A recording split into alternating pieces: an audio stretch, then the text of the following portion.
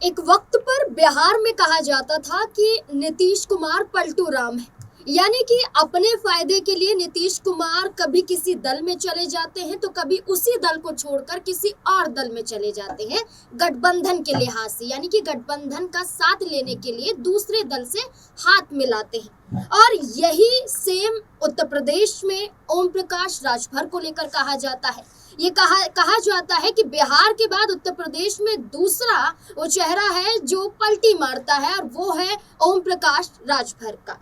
2002 में सुहेलदेव भारतीय समाज पार्टी का गठन करने के बाद अपनी पार्टी को राजनीतिक फायदा पहुंचाने के लिए और राज्य स्तर पर मजबूत करने के लिए कई दलों का हाथ थामने के लिए ओम प्रकाश राजभर तैयार हो गए थे, जिसमें बसपा से राजनीति की शुरुआत की, समाजवादी पार्टी का दामन थामा, गठबंधन किया। अपनी पार्टी का गठन करने के बाद भारतीय जनता पार्टी में गए, भारतीय जनता पार्टी से नाता तोड़कर फिर समाजवादी पार्टी में गए, और अब फिर भारतीय जनता पार्टी के साथ गठबंधन ओम प्रकाश राजभर का है।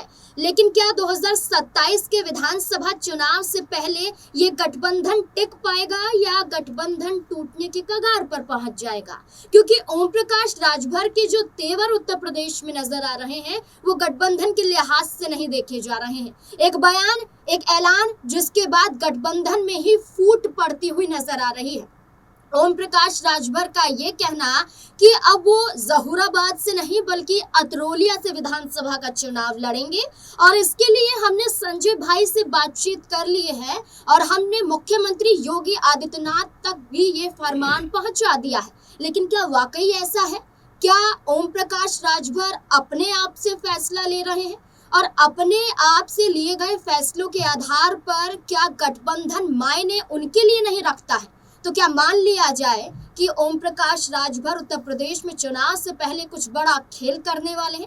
इसी से जुड़े हुए तमाम सवाल हैं। हमारे साथ हमारे वरिष्ठ सहयोगी अमन सर जुड़ चुके हैं, जानने की कोशिश करेंगे। बहुत बहुत स्वागत है सर आपका। सर, ओम प्रकाश राजभर का अब रुख करना दूसरी विधानसभा सीट पर, जहां जहूराबाद को छोड़कर अतरोलिया की बात करते हैं। पहली बात कि ओम प्रकाश राजभर को अपनी विधानसभा सीट क्यों छोड़नी पड़ रही, क्या होगा इसके पीछे का कारण? देखिए, बिल्कुल नाज़मीन, जो शुरुआत में आपने कहा कि कुछ दल ऐसे होते हैं, कुछ नेता ऐसे होते हैं जो यहाँ से वहाँ जाने में बहुत देर नहीं लगाते हैं। उसमें से ओपी राजभर का भी एक ऐसा ही नाम है कि कभी वो बीजेपी के साथ दिखाई पड़ते हैं, कभी अखिलेश यादव के साथ नजर आते हैं, तो कभी कुछ और कहते हुए दिखाई पड़ते हैं, कभी बसपा की तारीफ करते हुए नजर आते हैं। और ये तमाम चीज़ें ऐसे वक्त पे हो रही है जब चुनाव बहुत नज़दीक है, और यहाँ पर आप देखेंगे कि जो सबसे बड़ी पार्टी है, सत्ता पक्ष की बात करें, वो बीजेपी है। लेकिन उसी के साथ गठबंधन होने के बावजूद जिस तरह की बयानबाजी चल रही नाज़मीन, वो कहीं ना कहीं कई संकेत यहाँ पर देती हुई दिखाई पड़ रही, क्योंकि क्या बीजेपी की कमान जो है अब अपने गठबंधन पे कहीं हल्की तो नहीं हो रही? क्या अब जो उनके सहयोगी दल हैं, क्या बगावत करने के मूड में तो दिखाई नहीं पड़ रहे? क्योंकि संजय निषाद जो बयानबाजी करते हैं उसमें भी कुछ ऐसे दिखाई पड़ता है कि भाई जो आजमगढ़ की सीट है अतरोलिया, वहां से अपना प्रत्याशी उतारेंगे। फिर ओपी राजभर कहते हैं कि भाई अतरोलिया से तो मैं खुद चुनाव में जाऊंगा। यानी कि एक तरीके से ये लग रहा है कि अब जबकि चुनाव का साल भर से भी लगभग मान के चलिए कि वक्त बचा है साल भर का, उससे पहले ये तमाम जो इस तरह के दल हैं, तमाम जो इस तरह के नेता हैं, वो अपने अपने तरीके से बयानबाजी करते हुए दिखाई पड़ रहा। वैसे में आजमगढ़ का जिक्र लगातार क्यों हो रहा है? क्योंकि आप देखेंगे कि गाजीपुर की जो जहूराबाद सीट है, यहाँ से लगातार चुनाव लड़ते रहे हैं, ओपी राजभर चुनाव जीतते भी रहे हैं। लेकिन इस दफा आखिर ऐसा क्या होने को आ गया कि वो जो है ये सब छोड़ छाड़ के आजमगढ़ की सीट से जाना चाहते हैं? तो हम अगर थोड़ा सा इसका बैकग्राउंड भी देखें, क्योंकि जहूराबाद पे अगर हम देखें तो 75,000 के आसपास दलित हैं, राजभर वोटर की संख्या लगभग 66,000 है, यादव यहाँ पर 44,000 के आसपास है। तो कुल मिला जुला कर देखा जाए तो चौहान 34, मुस्लिम जो है 28,000 है, ब्राह्मण जो है वो 15,000 है। यानी एक तरीके से ये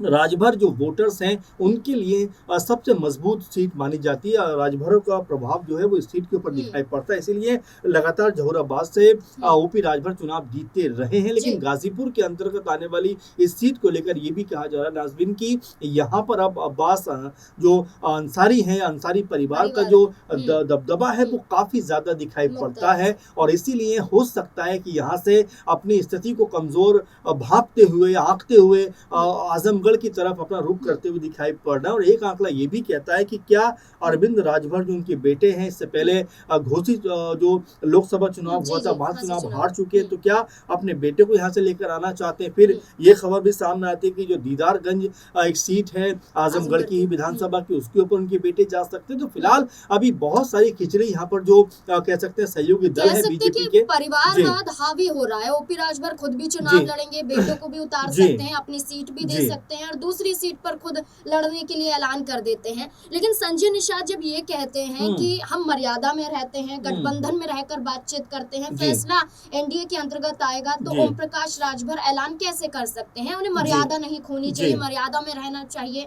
अगर हम उनकी सीट पर ऐलान कर दें प्रत्याशी को लेकर, तब कैसा लगेगा? तो संजय निषाद का ऐसा कहना क्या दर्शाता है कि ओम प्रकाश राजभर वाकई अपने ही सहयोगियों के साथ नहीं है? देखिए, पहली बात तो यही नाज़मीन कि अभी जैसे मैंने कहा कि लगभग साल भर के आसपास का वक्त बचा है। अब यहाँ तमाम सहयोगी जो दल हैं उनको साथ बैठना चाहिए, बातचीत करनी चाहिए कि भाई इन सीटों पर हम लड़ेंगे, उन जी सीटों पर आप लड़ेंगे। लेकिन उनसे पहले ही ओपी राजभर का ये कहना कि भाई अतरौलिया और लगभग दीदारगंज के बारे में बात हो रही है कि भाई मैं और मेरे बेटे यहाँ से चुनाव ये भी लड़ते ऐलान हुए कर दिया जी सुभाषपा के जरिए कि 10 की 10 विधानसभा सीटों पर सुभाषपा देखिए, अब लड़ेगी। जाहिर बात है कि यहाँ से अगर ये चीजें हो रही हैं तो आप ये मानकर चलिए कि जो गठबंधन की जो मजबूत गांठें अभी तक दिखाई पड़ती हैं, क्या वो यहाँ से खुलती हुई दिखाई पड़ सकती है? क्या यहाँ पर ओपी राजभर अपना दबदबा ज्यादा दिखाना चाहते हैं, इसलिए 10 की 10 सीट के ऊपर इस तरह का जो बात है वो कहते हुए दिखाई पड़ रहे? तो नाज़मीन, आप ये मानकर चलिए कि यहाँ आपस में जो माहौल है, आपस में जो तालमेल है, इस तरह की बयानबाजी के बाद जरूर खराब होता हुआ दिखाई पड़ेगा।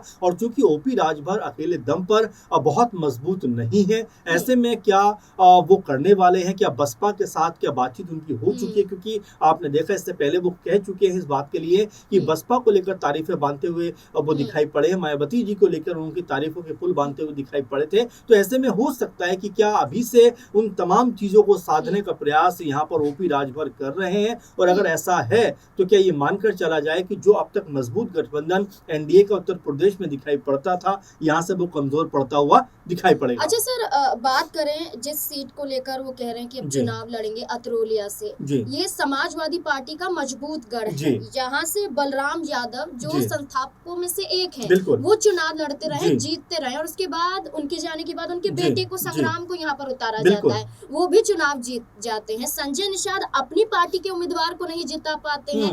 अब ओपी राजभर का वहाँ पर दावा करना, क्या जी लगता है कि खुद के पैर पर कुल्हाड़ी नहीं मार रहे? देखिए, जाहिर बात है आजमगढ़ की जो अतरौलिया सीट है इसकी बात करें तो बिल्कुल आपने सही कहा। लगभग 80 के दशक से लगातार यहाँ पर बलराम यादव जो है वो मुलायम सिंह यादव जी के बहुत करीबी माने जाते थे। 5 बार चुनाव जीते हैं और 2 बार से लगातार उनके बेटे संग्राम जो है वो यहाँ से चुनाव जीतते हुए दिखाई पड़ते हैं। और आपने बिल्कुल सही कहा, क्योंकि अतरौलिया की सीट का अगर हम ग्राफ देखें, जो आंकड़ा देखें हम जातिगत तौर पे, तो 70% यहाँ पर यादव वोट बैंक नजर आता है। और यही वजह है कि बारंबार यहाँ पर जो सपा का दबदबा है वो देखने को मिलता रहा है। अब जबकि लगातार 2-3 बार से यहाँ पर बलराम के बेटे जो हैं संग्राम यादव वो भी चुनाव जीतते हुए आ रहे हैं नजर। तो बिल्कुल आपने सही कहा कि संजय निषाद अपनी क्या भूमिका तलाश रहे हैं इसमें, जो ओपी राजभर है वो अपनी क्या भूमिका तलाश है, क्योंकि आजमगढ़ को बहुत प्रभावशाली माना जाता है सपा परिवार के लिए। आपने देखा कि निरहुआ जब आजमगढ़ से लड़े थे अखिलेश यादव के मुकाबले, और फिल्म स्टार थे उसमें बड़े, आई थिंक 19 की बात है, लेकिन उसके बावजूद भी अखिलेश यादव ने उनको 3-4 लाख वोटों से हराया था। तो कुल मिलाकर ये देखने को मिला। और बीते चुनाव में भी धर्मेंद्र यादव यहाँ से चुनाव जीते हैं। तो यहाँ सपा की जो स्थिति है वो मजबूत दिखाई पड़ती है।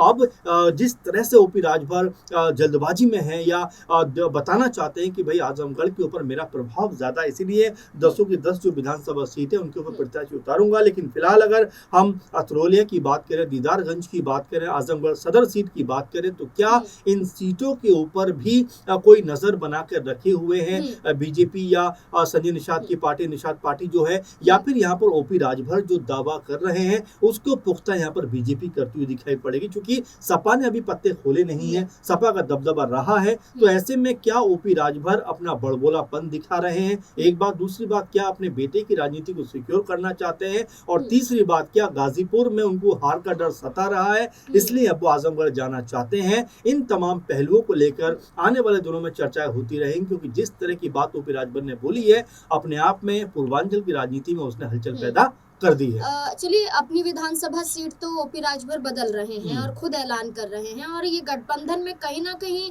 पैदा हो सकता है टकराव का कारण, बिल्कुल। क्योंकि जैसा संजय निषाद ने कहा कि हम उतारेंगे, हम उतारते रहे इस जी। सीट से, तो हो सकता है संजय निषाद अपनी पार्टी से ऐलान कर दें, तब हम्म। बीजेपी को संभालना कहीं ना कहीं मुश्किल हो बिल्कुल सकता है बिल्कुल। दोनों दलों को जी। लेकर। लेकिन जहां अपनी सीट बदली, तो वहीं मऊ सीट की बात करें, इस पर भी प्रत्याशी बदलने की बात जी। ओपी राजभर के जरिए की गई थी। जी। ब्रजेश सिंह का नाम सामने आया था। क्या लगता है कि यहाँ भी खेल होता हुआ दिखाई देखिए दे सकता नाज़मीन, एक बात तो हमें समझनी हम्म। पड़ेगी कि 2022 का चुनाव जो ओपी राजभर ने लड़ा है, वो अखिलेश यादव के साथ में मिलकर लड़ा जी। है। तो आपको ये समझना पड़ेगा, जो यादव वोट बैंक था, जो मुस्लिम वोट बैंक था, उसका भी फायदा ओपी राजभर को हुआ है। और देखिए, गाजीपुर हो या मऊ हो, दोनों जगह पर अंसारी परिवार का दबदबा काफी ज्यादा देखने को मिलता रहा है। तो इस नाते भी आप ये मानकर चलिए कि ओपी को भी पता है कि अगर वो अकेले दम पर चुनाव में जाते हैं या बीजेपी के साथ भी चुनाव में जाते हैं, चूंकि घोसी सीट के ऊपर जब उनके बेटे चुनाव लड़े अरविंद राजभर, तो ये सब मान के चल रहे थे कि उनको जीत मिलती हुई दिखाई पड़ेगी। लेकिन वहां पर सपा की तरफ से राजीव राय ने जिस तरह के चुनाव जीता,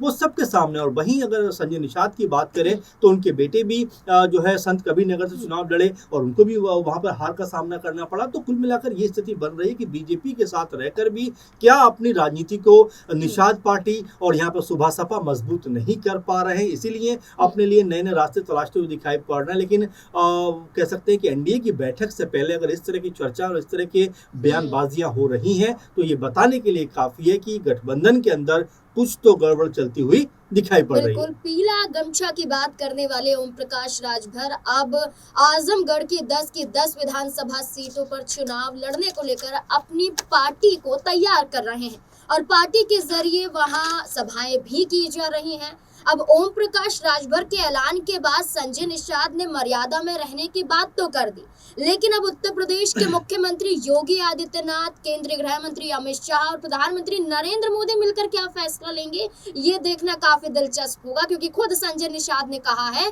कि ये तीनों ही मिलकर तय करेंगे कि कौन सा दल किस सीट पर और किस तरह से चुनाव लड़ेगा। अभी तो ओपी राजभर और संजय निषाद के बीच में टकराव देखने को मिल रहा है। अभी तो जयंत चौधरी है, यहाँ अनुप्रिया पटेल है, इन दोनों के बीच में क्या होगा, क्या ये दल भी अपनी अपनी दावेदारी पेश करेंगे और क्या बीजेपी के लिए नुकसान साबित हो सकता है उनका यही गठबंधन। आपको क्या लगता है इस पूरे मुद्दे को लेकर? अपनी राय कमेंट सेक्शन में जरूर दें।